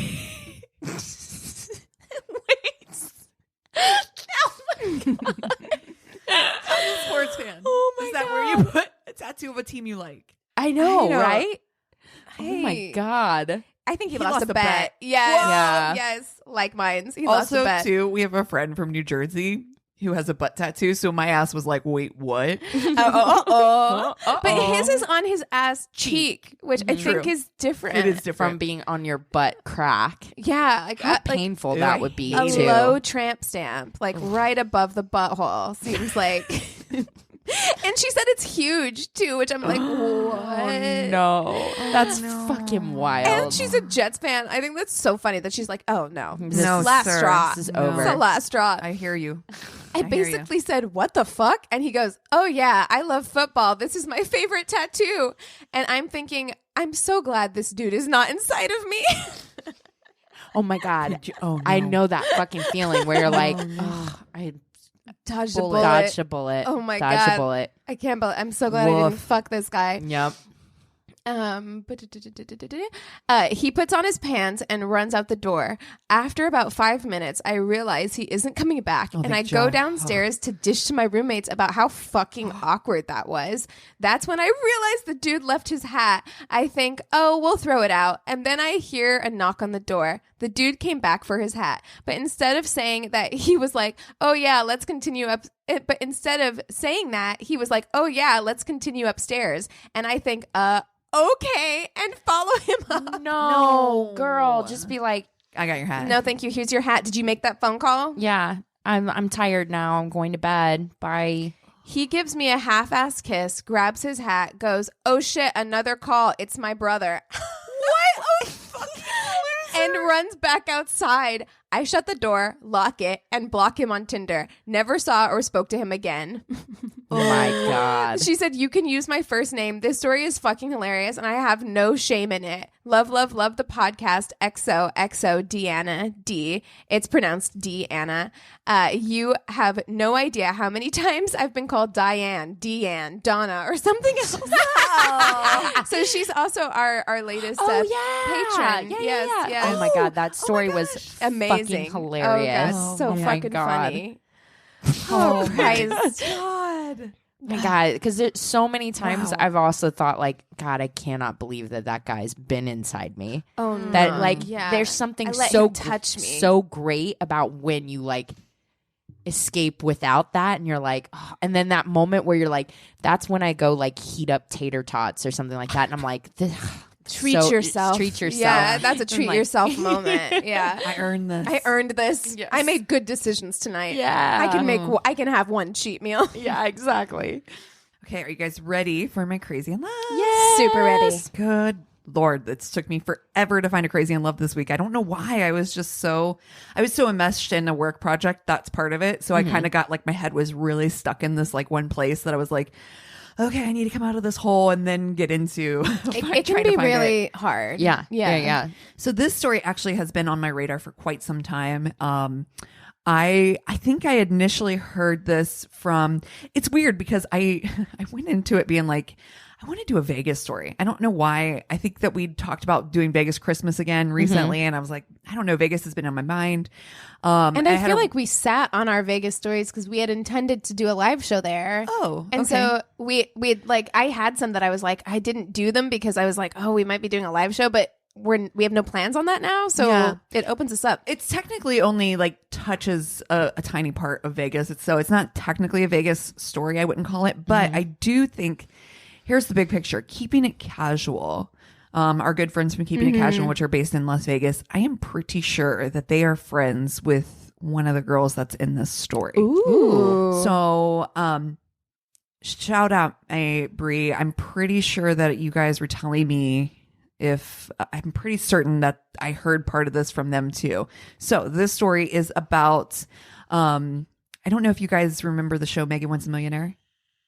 Oh, God. Megan Wants a Millionaire. Yeah. Oh, my God. Okay. So this is about the story of Ryan Jenkins, who was on that show, and the murder of his wife, Jasmine. This is ringing some very like faint, distant bells. Like I feel like there's something here. I'm excited. So we'll start with Ryan Jenkins, just to kind of give you a little backstory about him. Ryan Jenkins is from Calgary, Alberta, Canada, and he came from a wealthy family. His parents are pretty rich. His dad was a wealthy businessman. He himself was, kind of dabbled here and there in different outlets. He also was a real estate agent, also fairly wealthy, and had his commercial pilot's license. I mean, he had done some things. He was really, though, his main goal in life, he wanted to be a movie star. He wanted to come to, you and everybody else. Welcome to the fucking club, sir. You and everyone else, right? Yeah. So he decided that he was going to move to the States and try his hand at acting. Where he did end up, though, was he ended up in Vegas. And during his time in Vegas, which, close. You're close. And look, there's lots of great, no shame. There's lots of great shows in Vegas. There's a lot of incredible performers in Vegas. Absolutely. So, yeah. And And he already has kind of, you know, a bit of wealth behind him. He's got this kind of big spender attitude, and you know, Vegas really does attract those kinds of people. It does. So it makes sense. A good place to start. Get your feet wet, see what's around. Well, it just happens that he ends up at a pool party in Vegas, and he meets these producers for a reality TV show. And he happens to tell them, oh, yeah, you know, I have money in this and that. And they're like, interesting, because we're actually casting for a show that we think you'd be perfect for. He's got a great personality. He's charismatic. When did this show come out? Dude, it was like 2009, I think. Of course it was. There was such a weird string of reality TV shows that were like marrying Who Wants to Marry a Millionaire? Yeah, the Millionaire Matchmaker. Yeah, and they were just like, we had no shame in the 2000s. We had no shame when it came to reality TV. Like, I was just thinking the other day about like, I watched fucking Rock of Love, Flavor of Love. I watched women physically fight each other over Flava Flav. You remember like Bad Girls Club? Oh yeah, girl. Yeah. Tila Tequila Shot at Love. Yep. There's some real tragic ass shit. Tila Tequila's one. She made all of her contestants sleep in the same bed together. It was one giant bed because she was bisexual, so she had men and women on the show, and she made them all sleep in one huge bed. Well, I'm sure she didn't. I'm sure production. I don't made. care. Yeah, it's so silly. Gross. It's just so dumb. Like honestly, the whole idea, like these reality shows were. I mean, they still are. It's so trash. I love it. However, it's very produced trash. There were some real levels of VH1 and TV at the time. Because I feel like there are levels to this, right? Like, not to say that any of it is good, but there is a difference between like your Bachelor, still trash. But there's a difference between your Bachelor and your fucking Flavor of Love. Right. Okay. That went on for like 3 or 4 seasons. I'm like, honey, if you didn't find your flavor in the first 3. Right. But also, ain't gonna happen, bro. Like, Kid Rock was popular at the same time. True. So, I mean, I feel like that gives you the vibe of that era. Oh, yeah. What was it? Uncle Cracker? Yeah, and Papa Roach. Papa Roach. We should just call that whole period Uncle Cracker. It was the age of Uncle Cracker. Yeah. This is the dawning of the age. What is that? Where it's like eras with like dinosaurs and yes. Uncle Cracker. Uncle Cracker era. Wow. Yes, we allowed men to just look as rank as possible, and we were like, "This is fine." The whole universe just smelled of Axe body spray at the time. Oh, totally. Anyway. So during this crazy ass time, they're filming like the trashiest of trash television on VH1 specifically was running a rash of these. Yes, one that you mentioned is one that Megan herself started out on. Megan Hauserman was on Rock of Love. Rock of Love, and I think this is who Brie and MJ know is Megan from Rock of Love. Okay, and then that the show was made after. I'm pretty sure. They'll tell me if I'm wrong. Anyway, so during the show, she had kind of made a bit of a name for herself because she was like, look, I just want to meet somebody who's got money, and so the producers were like, we got to spin off those people always they always do well on those shows, man. New York got her own spin-off too from Flavor of Love. I know, right? You know, so just be honest, and like, they'll give you a show. Or not even, like, who knows if that was actually truly her MO at the time, or she was just like, this could get me my next step. And I think that a lot of people were looking at like, how salacious can I be to get that next show? And you're looking for that next train ticket to the next thing. You never know what could. They're hustling. Yeah. And hey, good for you. Hustle away. I get it. Secure the bag. I think there were rarely people on Rock of Love that really, really were in love with Bret Michaels. Oh God, except for maybe Hollywood Heather, who I have to say, I believe that there were people who had this kind of crush on Bret Michaels before I'll believe that those women actually wanted to fucking catfight over Flava Flav. Oh, has anyone looked at Flava Flav? Thank you. His face looks like it melted. What's happening? That man has like 20 children with like 6 different women, and I'm like, how indeed. You don't got money, do you? Yeah. I mean, so much money going out. Anyway. So Ryan films this reality show. He makes it to like a runner up basically, and there's 17 out of 17 bachelors. She really does get down to the last minute. Oh, before I go any further, let me kind of tell you where I got a lot of this information from. First and foremost, I got a lot of information from True Crime by Aphrodite Jones episode called Casting a Killer. I actually listened to a podcast called Moms and Murders. Oh, okay. I've heard about that. Pretty sure that's what it was called. Yeah. Hopefully I said that right. If not, we'll put it in the show notes. And then the other one was Billy Jensen's other podcast. What's it called? First Degree. Billy Jensen hosts with a couple girls and a couple women. And on the First Degree, they interviewed somebody, another one of the girls that was on the show with them. Okay. So it was, she actually said, she was like, that Megan really fancied Ryan, and if it had been up to her, she actually really liked him. Really would have probably chosen him to be the winner. Mm-hmm. But she feels that like the production company saw that there could be a spinoff, or he could go on to another direction. I do feel like that. I mean, I know that happens. Like, even if they don't out and out say it, they will dissuade you because they're looking 10 steps ahead in 10 different directions. And like their priority is not your happiness or you actually finding love, you know? Right. No. Well, Ryan didn't take, though, being cut from the show very well. He kind of had a little bit of an ego kick from that. So I think like him being cut from the show, he kind of felt a little gutted. I think that he may have really, in one way or another, whatever it is, may have actually wanted this to go someplace, but also too, again, just the ego kick. Okay, look, if your ego is taking that much of a hit from rejection on a reality show, you should not be an actor. Oh, a fucking man. Because like, yeah, if that is something that is gonna like make you spin out, honey, like every day is rejection. Yeah. Every day. Yeah.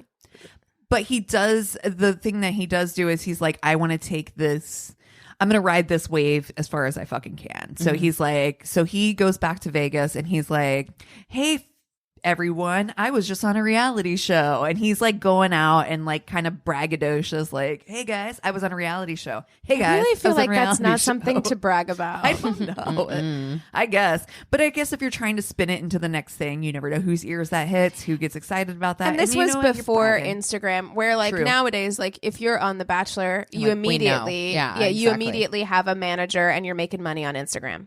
Right. So, he's like riding this train and he's basically just trying to cash in on this cred, like some kind of like, ooh, I have credibility. Look at me now. So now let me introduce to you Jasmine Fiore. Jasmine Fiore. She grew up in Bonnie Doon, California, which is outside of Santa Cruz. She's 8 years old when her parents split. So she comes from a very different background than Ryan does, where, you know, they're not necessarily wealthy, but she grows up in a very humble, you know, almost kind of country background. She does have friends who have horses, things like that, but it's much more humble beginnings than Ryan. She had big dreams. And in 2006, she moved to Vegas, where she started dealing cards at the Playboy Club. She started modeling on the side. Beautiful blonde hair. Vegas type. Very, right? Yeah. Like, so she had, she got herself, a boob job, and she was like, girl, I'm going to perk this bitch up and ride this. Yeah. Like Keegan said, you got to secure the bag. You got to secure the bag. That's right. I get it. And like, on no shade in that game. Like, look, I got fake boobs too. Do you? It. Yep. Yeah. Do what makes you happy. Yep. And so she did. She moved to Vegas. She's dealing cards at the Playboy Club, modeling, doing all this fun stuff, living her best Vegas life. And in March 2009, she goes to this club, upscale club on the Strip, and bumps into Ryan. They hit it off immediately. They hit it off so much so that within 2 days of their meeting, they get married at the Little White Chapel. That's fast. Okay, pump the brakes. Whoa, that's fast. Yeah. No, look, I know, live your life, but yeah. So here's some caveats to that. I would advise against it. It ain't for me. It's not for me. Here's some of the things though that I did hear that might explain. well, the Aphrodite Jones was really trying to push, like, how does reality TV affect you? And is it because he was so spurned from this loss, blah, blah, blah, blah. I don't know. And then I had heard his friend, her best guy friend had said that what really had happened was that he was looking for a visa, basically, and was like, I want to... Where is he from? Canada. Oh, okay. He's like, I want to get my fast track into living in the States if I'm going to be able to. 2 days, though? That's like the express train. Like, well, apparently he had offered to pay her $10,000 a month. That's what her friend says. So I don't know how much of this has been substantiated. But he was like, I'll give you like $10,000 a month. We're going to live a rich life. This is going to be fabulous. I'm wealthy. Well, I mean, it's a business arrangement. Transactional. Is what it sounds both like. parties get what they want out of it. Then I mean, I'm not wholly opposed to it. I just think even 2 days for that kind of agreement is fast. Yeah. Like, it's still fast. And I think anybody that's looking at your visa is like, oh, you married somebody after 2 days? Right. Yeah. It seems legit. This feels right. But everything seemed, kind of somewhat rosy and perfect very quickly. But just like, you've known somebody for 2 days. So yeah, after 2 days, it can feel perfect. But just as quickly as it was perfect, literally only a month into their marriage, things soured. I mean, at some point you got to fart. Yeah. And I mean, you got to. You have to. You got to. Yeah. So, and quickly, like, things soured because, she's starting to have to spend money. He's not giving her money. And he's like, oh, well, my money is all tied up in Canada and, getting it to get over I'm here. sorry, your money is tied up in Canada. Listen, for somebody that gets paid from Canadian dollars, I feel this. So I know sometimes it does take a bit of time. I mean, you have to wait 10 days. 10 days, though, is not a month. Yeah, 10 days. And also, depends on your bank. I get it. Again, lots of things. This is why 2 days is too fast. Because if this is a business transaction, which again, fine. If everybody's an adult here, you guys can make decisions like that. Not every marriage needs to be this like romantic fairy tale situation. But if this is a business transaction, we are going over everything with a fucking fine tooth, like comb. Like everything is being examined then because it's a serious thing. Yeah. It's still a serious thing. And so the terms need to be fully agreed upon. Yeah, because getting out of it when it's bad is a fucking nightmare. Yes. It's a pain in the ass. Exactly. It's huge. Exactly. The drive-through annulment thing there. Oh, I know. Yeah. So it isn't like going as planned. This is not what she signed up for. She's starting to use money that, she'd been saving away and, which is not a big deal for her to spend money, but this is not what the relationship had started on. This wasn't the agreement. Yeah, it wasn't what they signed up for. And for a rich guy, he just never seemed to actually, again, have any money. Like, right. So it was just a weird. It's like, I'm not very liquid right now. Yeah, that's exactly right. So Jasmine decided, she's like, forget it. I'm out of here. She moved to LA. And Ryan was like, no, I love you, and follows her. Rejection. He can't handle it. He's like, no, but wait, I actually love you. So he follows her to LA. She lets him move in with her. And they're like, we're going to try this out. Ryan is very jealous, though. And he... he sounds like he has a fucking ego problem. Yeah, big time. Well, and one of the things that he does do is that when they were in Vegas, they had actually had an incident where they were at a pool party together, like with a bunch of friends, whatever. And, this is a relationship of circumstance. This is not like we're in love with each other. Right. So she's making out with some guy at the party and he sees her and he loses his shit. So he pushes her. He goes over, shoves her, and then pushes her into the pool. A man that will push you like that or react that way in front of other people, that's a dangerous fucking person. That's dangerous. Do not be alone with them because if they're that in fucking front of cavalier people. in front of... Can you fucking imagine if somebody pushed me in front of our friend group? That person's gonna be fought. Do you remember I told you Emerson yes. I wish when a motherfucker we would. saw that guy who had roofied us, we saw him the next weekend at the bar, and Emerson was like about like our friend Emerson. I realize that the people listening don't know who that is. Yeah. But he's a friend of ours, and he was like, he went to security and he's like, you need to get him out of here, or like we're gonna have a fucking problem. Yeah. So like, no, I cannot imagine somebody physically shoving you. No, in our friend group. any kind of physical. Yeah, because I'm like, what anything. the fuck did her friends at that party do? Well, you know what I mean? Anybody at that party. Anybody. Even if you guys aren't, even if it's like just a random party and you're not like with a friend group, like who the fuck watches that happen? Right. Even if right. it wasn't someone that I knew, if I saw that, you're at least being like, hey, what the fuck? Yeah. Like the bare minimum. Bare minimum. I'm a get involved person. I am too. I know that about myself now, because I know that when I saw that fucking fight You that happened yelled, across, yeah. I yelled and stopped and then fucking ran over, like, and I'm like, I did not know that about myself, but I am a get involved person. Apparently. I know that now. So so they do.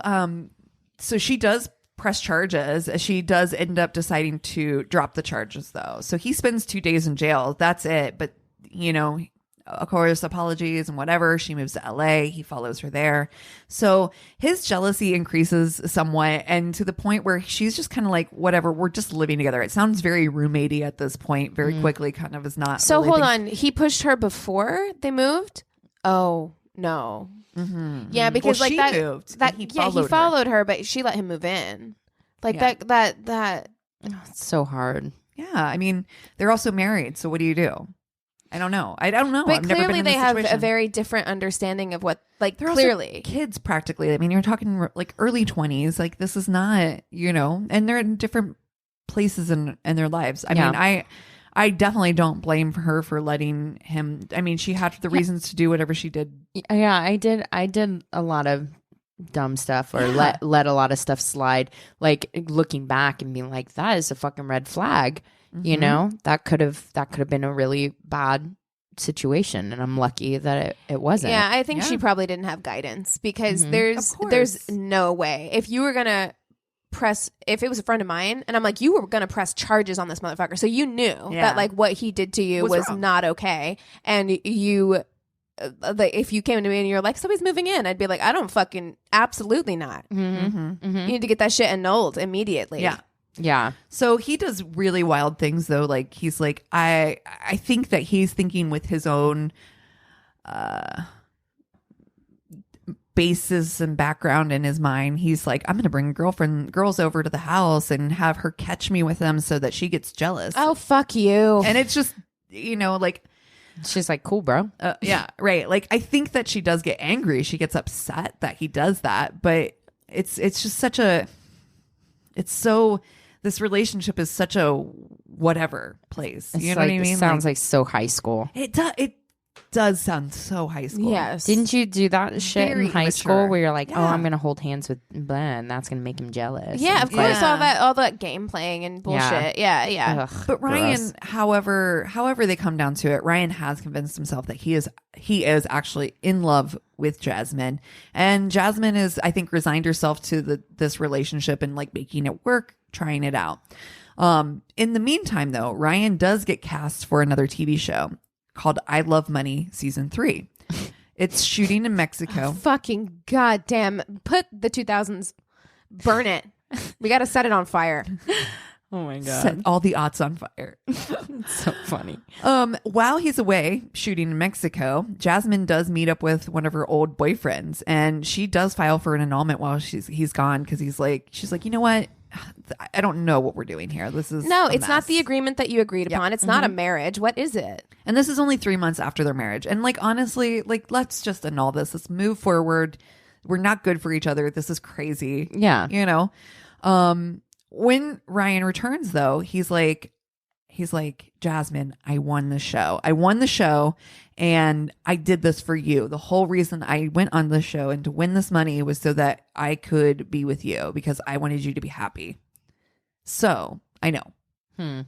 I know. And I'm like, to me, I was like, before I even read this story, I was like, I don't know if this is so much a crazy in love or a crazy in love with money. Yeah. Because it just feels so driven by such an outside force that it just feels. But sometimes those things can be like so conflated and like mixed up. Well, and especially you said her background was not as secure as his was. And Sure.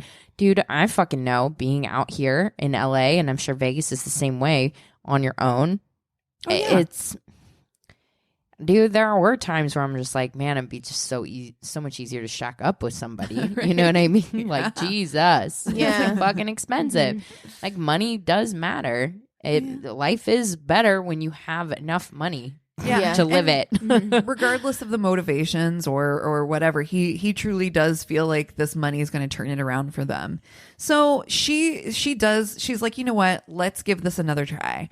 She does something completely out of character, colors her hair dark, and decides like, you know what? Like, let's almost like it was like, let's make a fresh start at this. We're going to be new people and we're going to go at this. We've all been there. Like, like colored your hair. If your girlfriend, okay, this is a heads up, y'all. If you have a friend and she's not a hairdresser and she got bangs, yep, or she did something drastic, you maybe want to text her and be like, hey, everything okay? Everything okay? Yeah, because that's what you're like. You're making a life change, and it starts by getting bangs. Yeah. Or going coloring from blonde to like black, brown. Yeah. Whenever, especially That's since big. probably if we're talking like Vegas style, like It's exactly what you imagine. Yeah. And so if she's going from blonde to dark, you're like, oh girl, Yeah.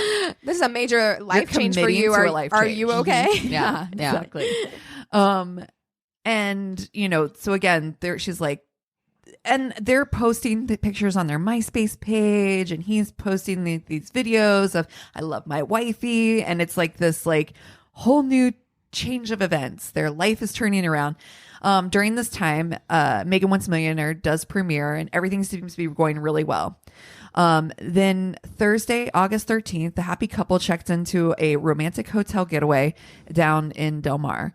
And they are down there for a few days to go to a poker tournament and this like charity event. So, everything seems to be looking up. So they go to this poker tournament at the Hilton in San Diego. This is the last time they're seen on film together. So they're seen coming out of this and getting their valet car, and that's the last time they're seen together. The next day, on the 14th, he's texting all of her friends like, hey, have you seen Jasmine? Do you know where Jasmine's at? I don't know where she's at. She's, if she's trying to pull some shit, this isn't cool. Like, this isn't funny. I don't know where she's gone. Like, she better not be playing a prank on me. So like all day, there's all these texts back and forth. He gets back to his house, and on the morning of the 15th, he files a police report. Well, meanwhile, Buena Vista, California, these people find this, I think it's Guy, finds a suitcase in the dumpster of his apartment complex. And inside the suitcase is the mutilated body of a woman. Oh, Jesus. It's so degrading. Like, that's just the most. It's the most. So this woman that they find in the suitcase, they have no real way to define who this woman is because her teeth have been pulled out and all of her fingers have been cut off. So there's not really any way for them to figure out who this person is. So, they take her back, they do all the autopsies, they determine that actually how she died was she had been very physically abused, like beaten, and was strangled. And that's how she died. So Awful. It's awful. Like, it's rage. Horrible and scary. It's absolutely rage. Like, what a scary way, because it gives you so much time to think about what's happening to you. Like, that's what's so scary about that. It's so frightening. And you have mixed feelings for this person, clearly. Like there's a part of you that loves them. Something triggered you.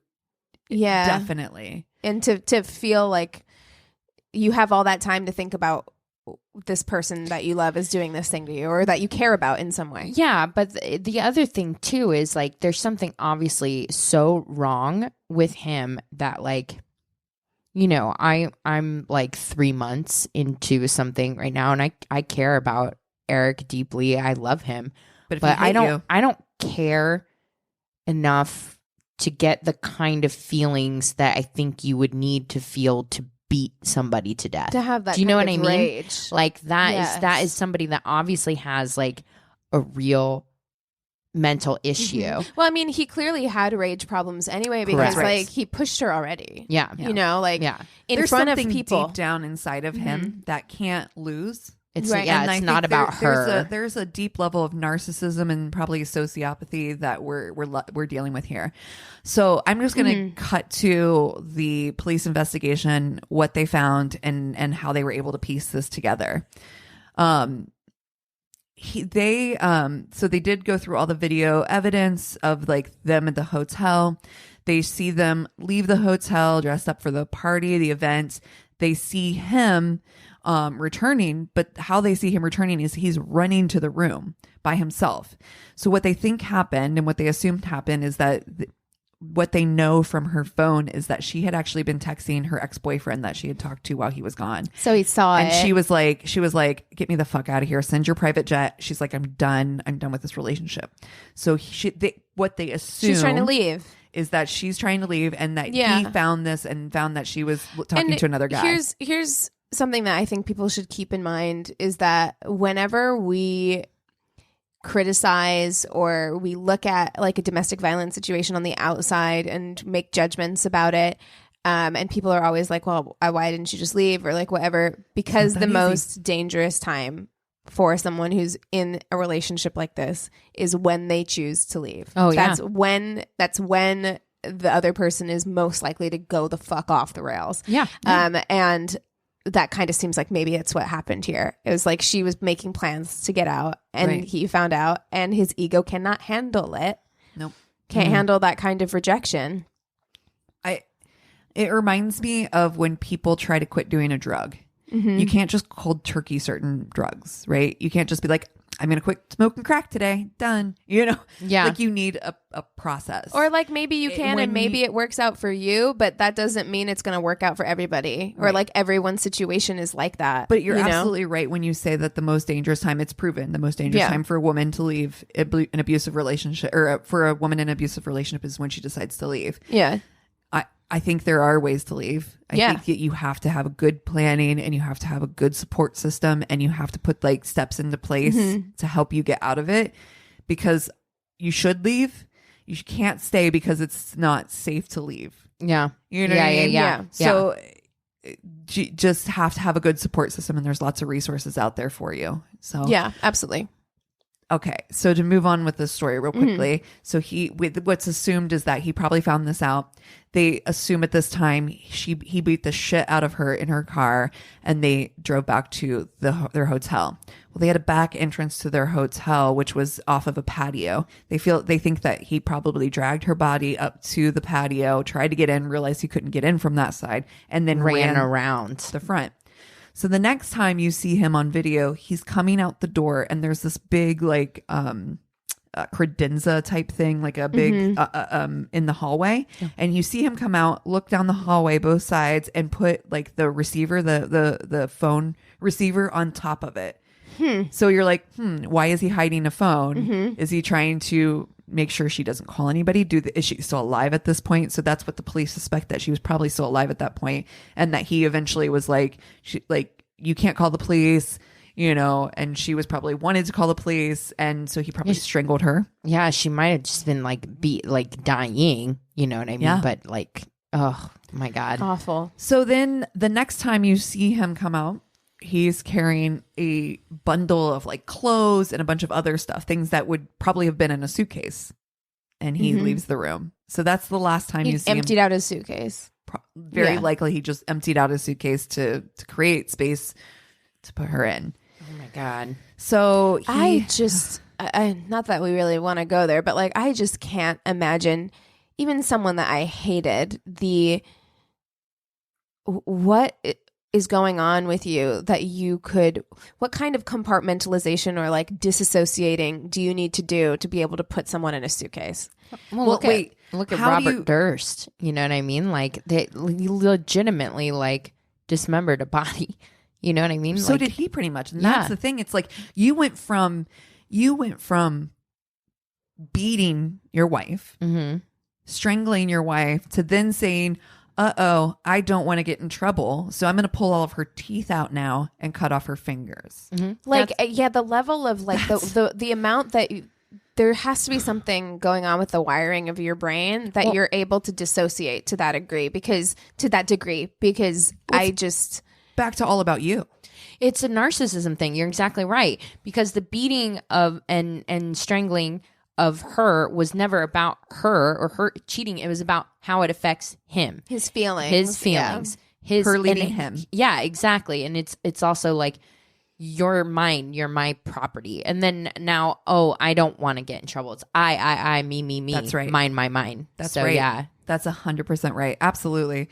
And so he, on his way back to Los Angeles, he drops her body again 30 miles south in Buena Vista in this dumpster, and drops the car off in West Hollywood at a place close to their house, which wasn't found until after the fact. He, like I had said, went to the police station, filed the missing person report the next morning, and basically takes off. And so when they're finding the body and they're realizing that this is probably the woman, they actually take her breast implants and contact her doctor, because they do think that this may be connected. Contact her doctor and get the serial number for her breast implants, and find out that this in fact is Jasmine. Jesus. And so the LA Police Department calls Ryan and are like, "Hey, Ryan, got a couple follow-up questions for you. Quick question. Just no big deal. Pop in." He's like, "Oh, I'd love to. However, I'm on my way to Canada because I have a little visa issue that I have to clear up." So don't leave town,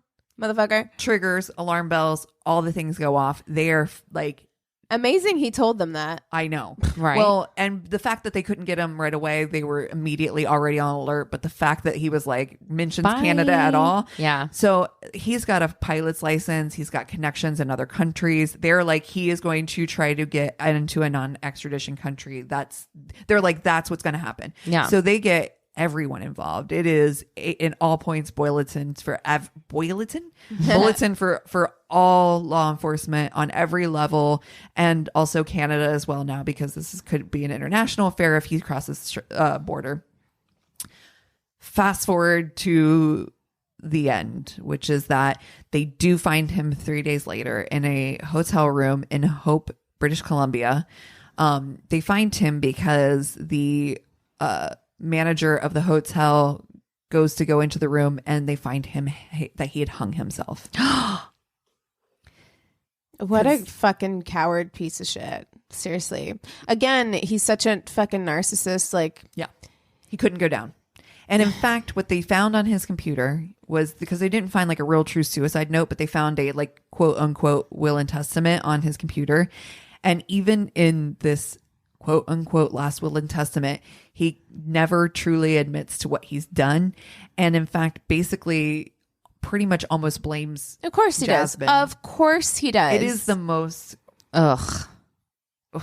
wild bullshit you've ever seen. Well, it's fucking terrible for Jasmine, but at least, he won't be able to do that to anybody else. Right. And that's, basically what her mother says too. She's like, it's a weird place to be in, right? Because you want justice. You want justice. Yeah. Yes, he'll never be able to do this You want him again. to admit to what he coward. did, and he didn't. Yeah. There's just a lot of layers to it. The VH1 though does end up pulling the show Megan Wants a Millionaire. It was already, I think, like 3 episodes in. They pulled the show. They pulled anything from YouTube. It's really hard to find anything about it at all. They pulled it off their website. They pulled everything. They were like, wow, because the family, what I mean? Like, this is, and of course they never aired the, I Love Money or whatever. Yeah, I Love Money season 3, which he does win, by the way. Spoiler. But yeah, so it's pretty fucking horrible. And this is the other thing. What also emerges after the fact, after all of this is said and done, is that before he went on the show, they had done a bunch of background checks. Of course they do. They do extensive background checks before you go on these shows. But they only do background checks in the US Well, he's a Canadian citizen. And it turned out that 2 years prior to them filming, Ryan had been charged with assaulting a woman, bodily harm to a woman in Calgary. The show, of course, never knew this because... Okay, but seems like if you are going to have people from other countries, maybe contact somebody. Maybe call someone. Yeah. Oh, wow. God damn, that is infuriating. Yeah. I'm like, this is not going to be one of those fun ones I do. This is the I'm going to flip a fucking table one. Yeah, that is upsetting. Jesus. Well. fun. On that note. No, palate cleanser time. Yeah. Then. Yeah. What are we watching?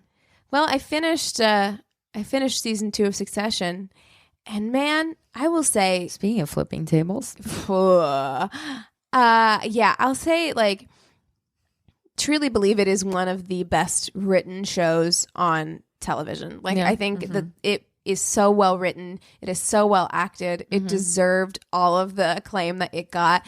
And the second season was great. And I will definitely keep watching it. But those people are the worst people ever. And sometimes it's hard to watch a show where, like, everybody's terrible. Yeah. They're all terrible. And even when you feel like empathy for somebody, you're still like, but you're still a piece of shit. Yeah. Though. You're like, I hate you. So yeah, I mean, and that's really all I've had time to watch this week because work has just been crazy and stuff. But yeah, I mean, it is good. If you're thinking about watching it, I would definitely give it a shot if you like good TV. Yeah, I've never seen it, and I only hear good things about it. So. It's great. It is a very well produced show. It's a very good show, but man, those people will make you want to murder. Yeah. It's difficult for me. You know, I have such a eat the rich personality, and yeah, me too. Poor Anthony just has to hear me just fucking. It just it gets me rage. really Yes. amped up. It gets me really upset. Yeah, when So they're I'm like, just "Hey, can I just have a quick small $100 million loan from you, Dad?" I'm like, I want to kill you right now. I know. It's We did. I told you guys I watched I, Tanya, which was so enjoyable. Okay. Great. I just missed it when it came out, and so it was cool to pick that up and watch it. And then the boy band con, which I had no idea about. I mean, well, where is this? Because I don't even know about this. This is on HBO. Okay. It's called the Boy Band I Con, knew it was the coming Lou out. Pearlman Yes, story. fucking Lou Pearlman, that piece of shit. I started watching it, so I mean, it's got members of NSYNC, Backstreet Boys, O-Town, Take 5, Damn. like all that. Like he did all these. I think it's important too to point out that, like, we do talk a lot about how women in the entertainment industry have been taken advantage of, and they deserve that kind of recognition. But these boys, they're boys. They're boys. And here's the thing. Music business has been fucking people over since forever. Yeah. This is just the latest, like, iteration of it, but I had no idea. It was freaking, just even watching the trailer, it's fascinating because you have these kids from NSYNC and Backstreet Boys have been touring for like a couple years, and then they're like finally going to get their first payday. check, Yeah. their first payday. And 2 years of nonstop touring, like working like 8 hours and their a children. day, their children or whatever. They go to this big restaurant and they open up their very first paycheck. And Lance Bass was like $10,000 after working full time for 2 years. $10,000, and they had So they sold made $5,000 a year. millions of records. They have filled arenas, everything. $10,000 is what they got. Honestly, all of the shit between that story, thinking about Succession, and then the boy band con, I want to burn it all down. Burn it all down. You'll love mine then for this week. Yeah. Great. McMillions. Dude. Oh yeah, I've been watching that too. It is so good. That FBI agent is funny. I love it. I love him. He's such a character. He's so good. Listen, yeah. Okay, so I heard there were some bad reviews, which I hate even bringing up because, okay, so to be fair, one of our friends is in the show. Right, so we're biased a teensy bit. We're biased AF, and he plays Uncle Jerry. Well, Jerry Colombo. I don't know if it's who's Uncle Jerry. Yeah, we don't know who There's Uncle Jerry Jerrys. is yet. But he plays Jerry Colombo, which is the most fucking perfect casting ever. When I saw that picture, I was like, I know, bro, this is so good. Spot on, yeah. So somebody was saying, Chris was telling me that some of the reviews were like, oh, we don't like the reenactments. And I was like, I think it's fucking brilliant. I think it's cheeky. I think it's like fun. It. And I think it's because some of the story is very humorous, and the fucking FBI agent is so well. The concept is so like wild. The concept is so. It seems silly. It's like a McDonald's. It's like fast food and Monopoly, and all of these things seem so ridiculous, like so ludicrous. But then you're like, no, but it's actually really serious. No, but to me, actually, I feel like if you liked The Big Short, then you would like this it's the same movie. Energy. It's the same kind of energy, as that. It feels I haven't started it yet because I'm a bad friend, but I will start it soon. Yeah, dude, that's so fun. Well, if you got something that we should be watching, if you got stories, we are always accepting stories. Go to our one-stop shop of a website. It's myworstatepodcast.com. And we appreciate you guys listening so much. If you got a second, like and review the show. We haven't asked for it in a while, and it would be I love getting new reviews. Helpful. Yeah, it just makes me happy. But we love you guys listening and doing all that you do, and we'll see you next time. Cheers. We're moving in a new direction, moving forward and moving beyond smoking. We are Altria, and our companies are leading the way in moving adult smokers away from cigarettes by taking action to transition millions toward potentially less harmful choices. As we move from being known as a tobacco company to being recognized as a tobacco harm reduction company, Altria is moving beyond smoking. Find out how at altria.com. This is a Glass Box Media Podcast.